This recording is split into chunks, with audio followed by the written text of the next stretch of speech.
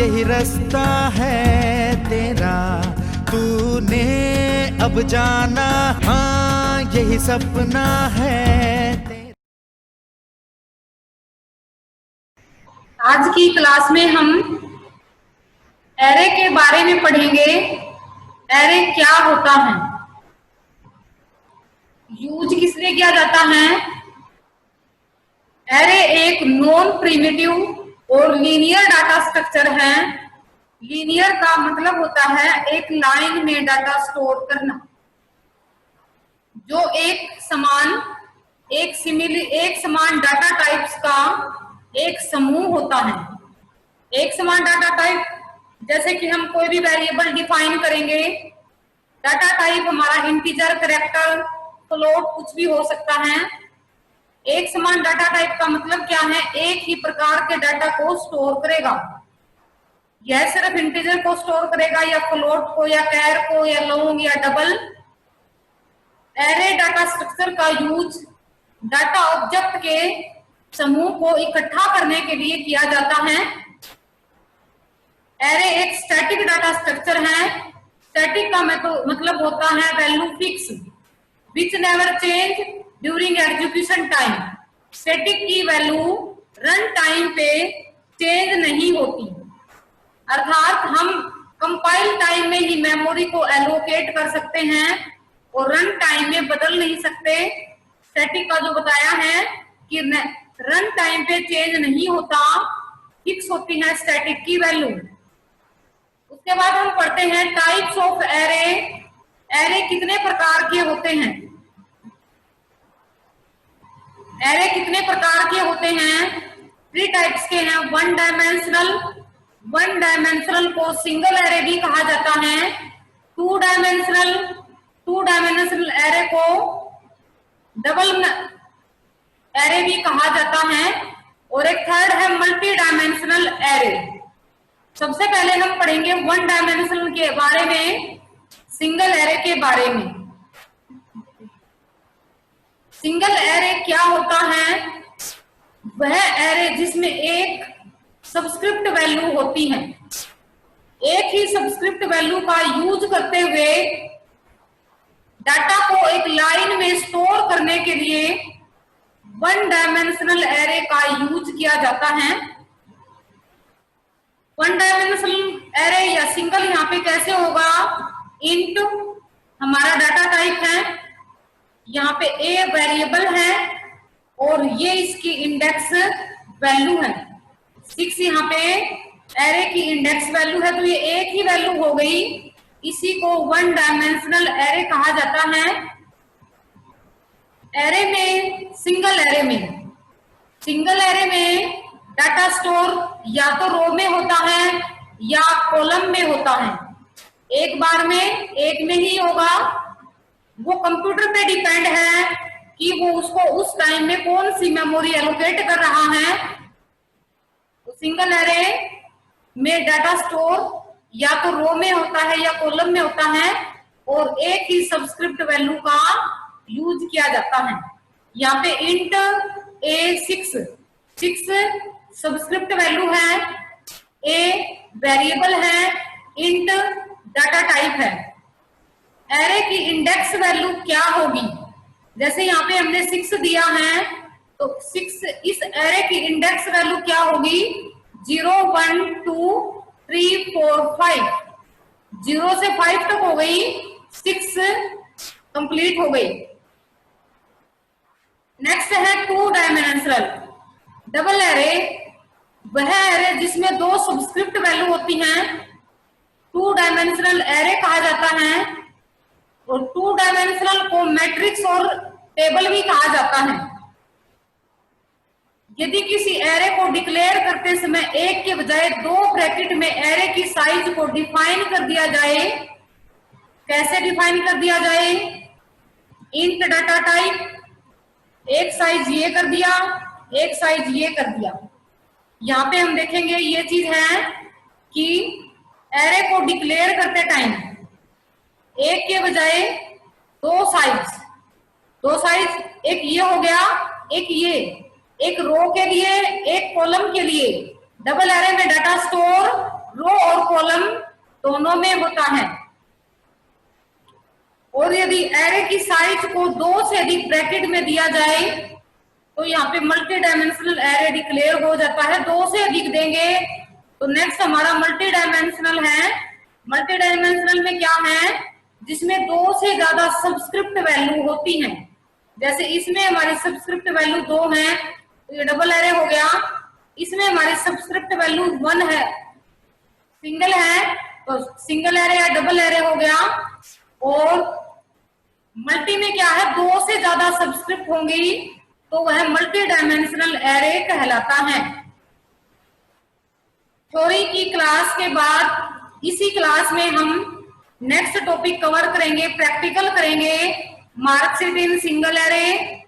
Single array में या 1 dimensional array में हमने मार्कशीट का प्रोग्राम बनाना है, एक सिंपल इंटरेस्ट का बनाना है, एक सेल्स रिपोर्ट का बनाना है। ये 3 का प्रैक्टिकल हम इस क्लास में कवर करेंगे।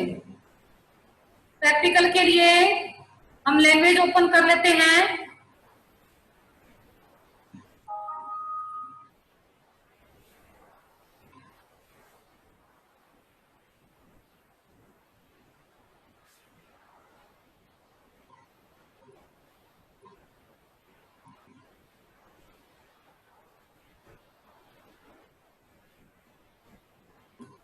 फर्स्ट प्रोग्राम है हमारा make a program marksheet in single array.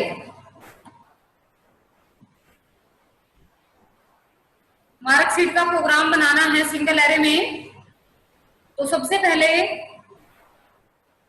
Header file के बाद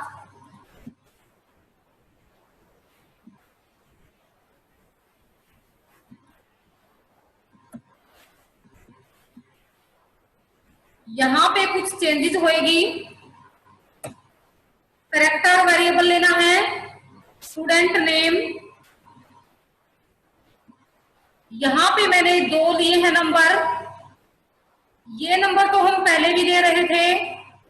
इसका क्या मतलब होता है कि जो भी स्टूडेंट नेम डालेंगे ये उसके कैरेक्टर की लेंथ के लिए लिया है। और ये है एरे। एरे के लिए सिंगल एरे में सिंगल वैल्यू यहाँ पे स्टोर होगी। हम यहाँ पे नंबर कोई भी डाल सकते हैं, 2, 3, 4 यानी कोई भी नंबर यहाँ पे डाल देंगे। बस ये है कि सिंगल एरे में सिंगल इंडेक्स वैल्यू हमने यहाँ पे डिफाइन करनी है। इंटीजर में हम क्या क्या लेंगे,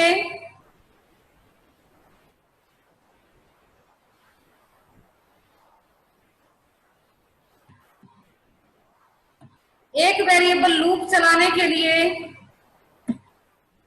यहाँ पे हमने हिंदी, इंग्लिश, मैथ और स्टूडेंट नेम को एरे का साइज दिया है। जो आपको रिजल्ट चाहिए, जिसमें हमें रिजल्ट चाहिए, उसका एरे का साइज नहीं देना। जैसे टोटल का नहीं दिया, एवरेज का नहीं दिया। ए वेरिएबल हमने क्यों डिफाइन किया है, फॉर लूप का यूज करेंगे एरे के प्रोग्राम में। इसीलिए हमने यहाँ पे एक वेरिएबल लूप चलाने के लिए ले लिया, जिसको हमने ए नाम से डिक्लेयर किया है।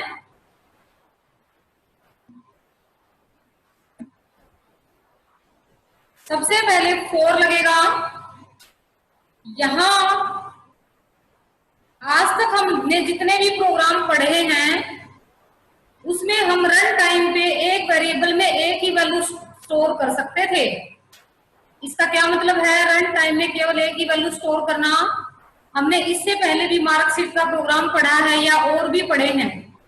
इससे पहले जैसे हमने मार्कशीट का प्रोग्राम पढ़ा था तो उस टाइम इसने एक ही स्टूडेंट का नाम मांगा था, एक ही बार हिंदी के नंबर, एक ही बार इंग्लिश के, एक बार मैथ के, एक बच्चे का टोटल एवरेज हो जाता था। अब मुझे ये करना है कि भाई एक क्लास में 50 बच्चे हैं, हमने 50 की मार्कशीट एक ही बार में बनानी है। इस सिचुएशन को सोल्व करने के लिए एरे का यूज किया जाता है। अगर हमने अब से पहले के टॉपिक के अकॉर्डिंग इस प्रोग्राम को करें तो क्या होगा, 50 बार स्टूडेंट नेम वेरिएबल डिफाइन करना पड़ेगा, 50 बार Hindi, English, math, total, average, और सेम नाम से 2 वेरिएबल डिफाइन भी नहीं कर सकते। तो उसमें क्या प्रॉब्लम होगी, 50 वेरिएबल, एक वेरिएबल है करेक्टर SNA, इसको 50 बार डिफाइन कर लेंगे अलग अलग नाम से, बट इससे क्या होगा, प्रोग्राम का साइज बढ़ जाएगा और ज्यादा बड़े प्रोग्राम को मैनेज करने में थोड़ी सी प्रॉब्लम होती है, क्योंकि जितना ज्यादा बड़ा होगा तो एरर ढूंढना उतना ही मुश्किल होगा। यहां पे कंडीशन में मैंने 2 डाल दिया। अब क्या होगा, जब हम रन करेंगे, यहाँ पे आप 20 डालते हैं या 2 डालते हैं तो ये 2 बार स्टूडेंट नेम, 2 बार हिंदी, इंग्लिश, मैथ के मार्क्स और 2 बच्चों की मार्कशीट क्रिएट हो जाएगी, टोटल और एवरेज आ जाएगा। करली के बाद सी out,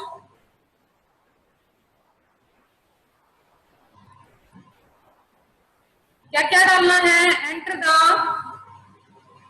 student name, Hindi, English, math, सिन स्टूडेंट नेम, ब्रैकेट में लूप वैल्यू डालनी है, इसको बोला जाएगा loop value.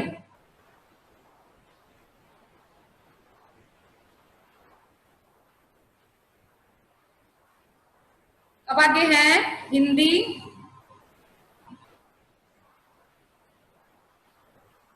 English, math,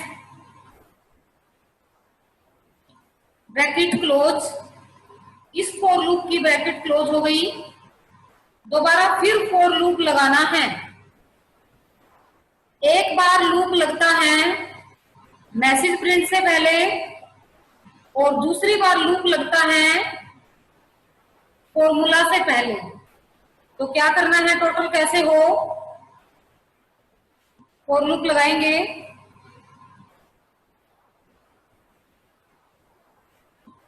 total कैसे हो, हिंदी। एक चीज और देखेंगे, टोटल के ब्रैकेट में ए मतलब लूप वैल्यू नहीं लिख रही, जिसका एरे का साइज नहीं दिया जाता वेरिएबल का, उसके ब्रैकेट में लूप वैल्यू भी नहीं आएगी। Hindi plus English plus math, average के लिए भी एवरेज के ब्रैकेट में भी नहीं आएगी, total divide by number of subject. अब हमने ये फॉर्मूले लगाने हैं।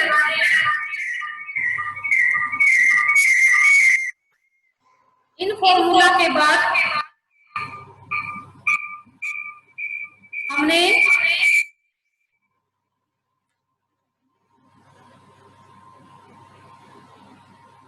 प्रिंट करना है रिजल्ट को।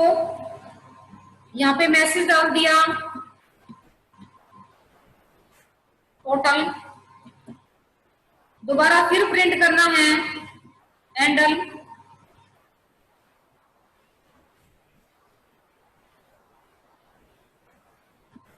ब्रैकेट। अब हम रन करेंगे प्रोग्राम। एक चीज ये भी ध्यान रखनी है, लूप की कंडीशन यहाँ पे जो थी वही यहाँ पे देनी है, सेम ही रखनी है। ऐसा नहीं करना यहाँ पे 2 बार लूप चला दिया, यहाँ पे कंडीशन 3 टाइम्स कर दी। Control plus F9,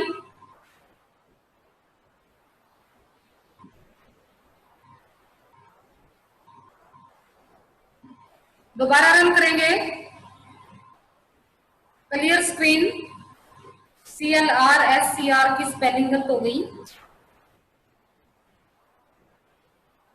SNA student name मैंने डाल दिया मोहन, हिंदी, इंग्लिश, मैथ के नंबर अब की बार डाल दिया रोहन, हिंदी, इंग्लिश, मैथ, दोनों स्टूडेंट का टोटल हो गया, दोनों की एवरेज आ गई, 2 मार्कशीट क्रिएट हो गई।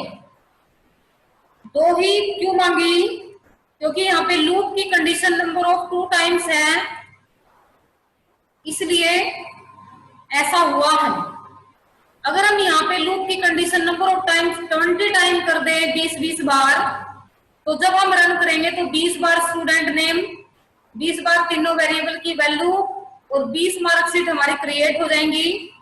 आज तक हमने जो पढ़ा था, जो भी टॉपिक पढ़े थे, उसमें हमने क्या करना पड़ता था कि वेरिएबल को अलग अलग नाम से डिफाइन करना पड़ेगा। अलग अलग नाम से अब डिफाइन कर दिया तो उसमें क्या होगा, प्रोग्राम का साइज इंक्रीज हो जाता है। अब इसी सिचुएशन को सॉल्व करने के लिए एरे सिद्धांत का यूज किया जाता है। सिंगल एरे में डाटा स्टोर या तो रो में होता है या हमारा कॉलम में होता है। सिंगल एरे में डाटा स्टोर या तो रो में या कॉलम में होता है।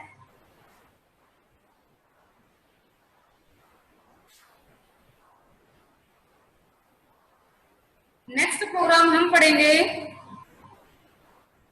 Simple interest. सिंपल इंटरेस्ट का प्रोग्राम हमने बनाना है सिंगल एरे को यूज करके।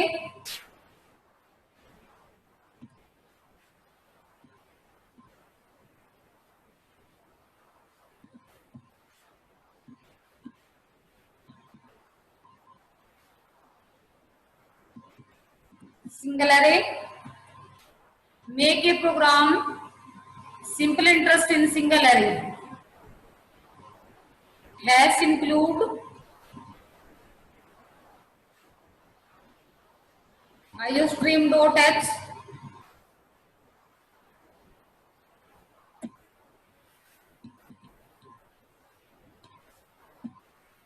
क्या क्या वेरिएबल लेने हैं सिंपल इंटरेस्ट के लिए? हम वेरिएबल लेंगे principal, rate, time, simple interest और एक वेरिएबल लूप चलाने के लिए लेंगे। लॉन्ग इंट से हम इस प्रोग्राम को कर लेंगे प्रिंसिपल, रेट, टाइम और कोई भी वेरिएबल लूप चलाने के लिए। इसमें भी हमने क्या किया, सिंपल इंटरेस्ट जिसमें रिजल्ट आएगा उसका एरे का साइज डिफाइन नहीं करना और एक वेरिएबल फॉर लूप के लिए, लूप के अंदर ही तो हम कंडीशन देंगे कि हमने कितना टाइम्स लूप को बार बार रिपीट करना है।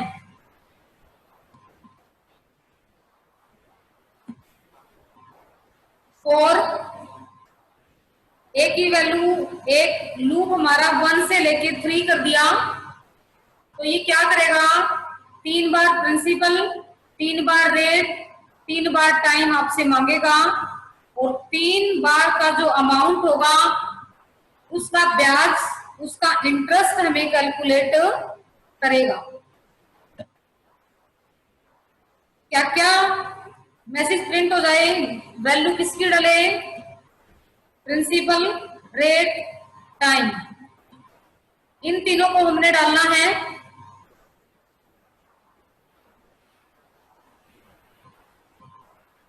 अब ब्रैकेट बंद करके दोबारा फिर फॉर लूप लगाना है। एक बार, 2 बार लूप क्यों लगता है, एक बार लूप लगता है मैसेज से प्रिंट पहले, मैसेज प्रिंट करने से पहले, और दूसरी बार फॉर लूप लगता है फॉर्मूला से पहले।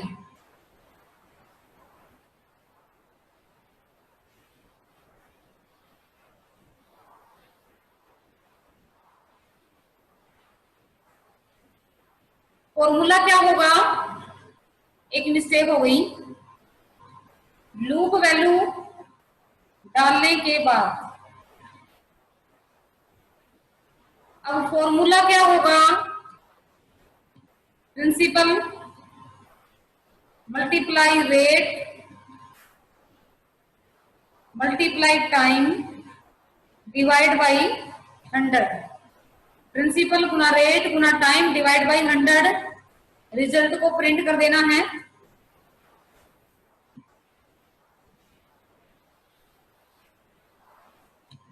Bracket close,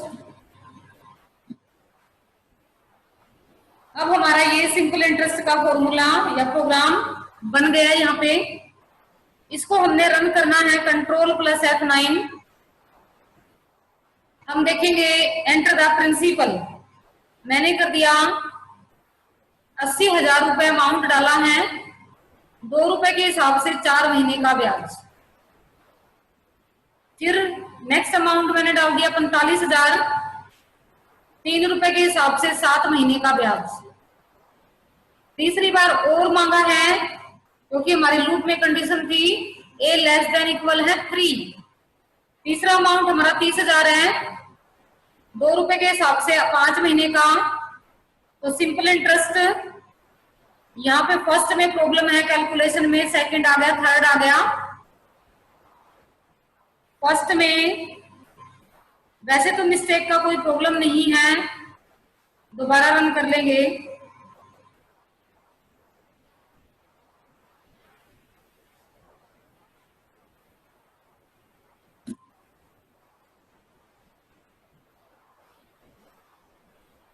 number of condition change करके देख लेते हैं। प्रिंसिपल डाला 50,000, फिर डाला मैंने 60,000। अब जो है सही है 50,000 का 4,000 ब्याज और 60,000 का 7200 रुपए ब्याज। 60,000 का 7200 रुपए ब्याज 6 महीने का है 2% के हिसाब से, और 50,000 का 2 रुपए के हिसाब से 4 महीने का ब्याज है।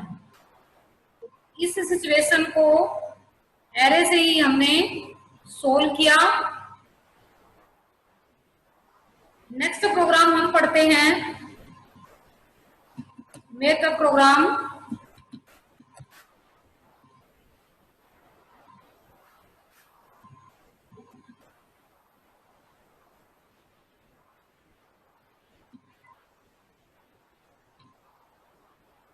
Make a program sales report in single array in C++।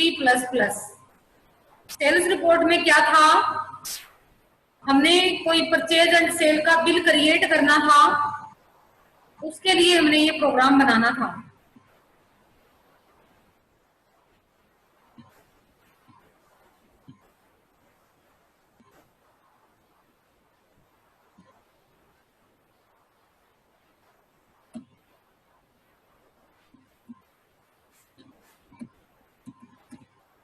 सबसे पहले कैरेक्टर में पी नेम मतलब प्रोडक्ट नेम, एरे का साइज, फिर इंटीजर में क्वांटिटी, रेट,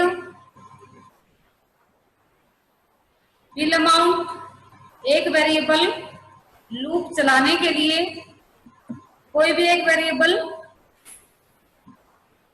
अब हमने क्या क्या डालना है, प्रोडक्ट नेम, क्वांटिटी और रेट डालना है, बिल अमाउंट हमने जनरेट करना है। फॉर लूप डालेंगे यहाँ पे,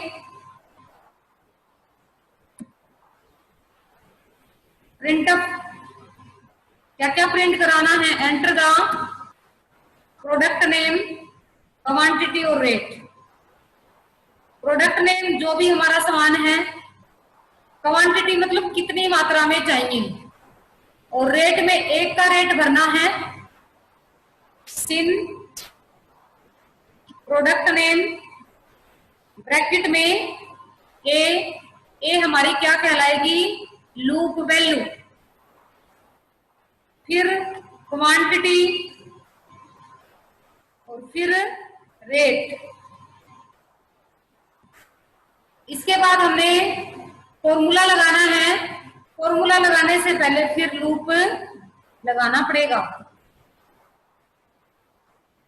लूप में ये ध्यान रखना है कि लूप सेम रहे। नंबर ऑफ टाइम कंडीशन ये जो है 2 है, तो यहाँ पे भी 2। जो कंडीशन आप एक में देते हो वही दोनों में करनी है।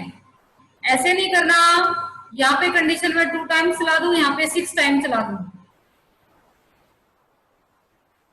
बिल जनरेट कैसे होगा, quantity loop value, rate loop value, ऐसे हमारा बिल जनरेट हो जाएगा, क्वांटिटी गुना रेट, सी आउट, मैसेज प्रिंट भी करना है।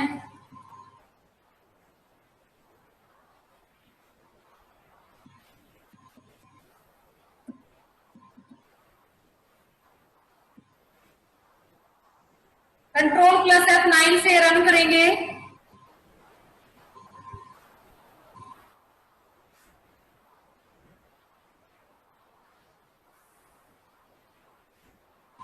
कंट्रोल प्लस F9, यहाँ पे सिंगल ए आएगा। अब जो है